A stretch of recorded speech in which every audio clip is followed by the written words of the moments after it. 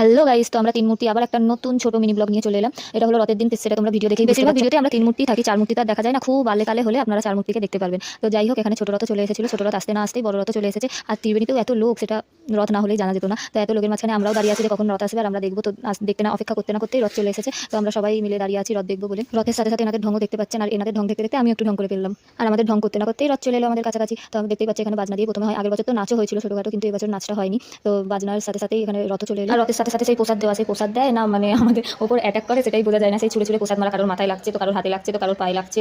রাস্তায় তো পুরো বাতাসার গুঁড়ো হয়ে থাকে। যাই হোক, এটাই আমাদের এখানে বিখ্যাত প্রসাদ, যেটা ছুঁড়ে ছুঁড়ে দেওয়া হয়, হাতে হাতে দেওয়া হয় না, তো ছুঁড়ে ছুঁড়ে। আর কত ভিড় দেখতেই পাচ্ছ তোমরা। এই ভিড়ের মধ্যে আমরাও আটকে আছি, আর সেই ভিড়ের মধ্যে এত গরম লাগছে দেখতেই পাচ্ছ আমাদের রিয়াকশন। হ্যাঁ, সেদিন অনেক গরমও দিয়েছিল, তো এসব ছাড়ো, বাদ দাও। সবাই একবার বলে ওঠো জয় জগন্নাথ।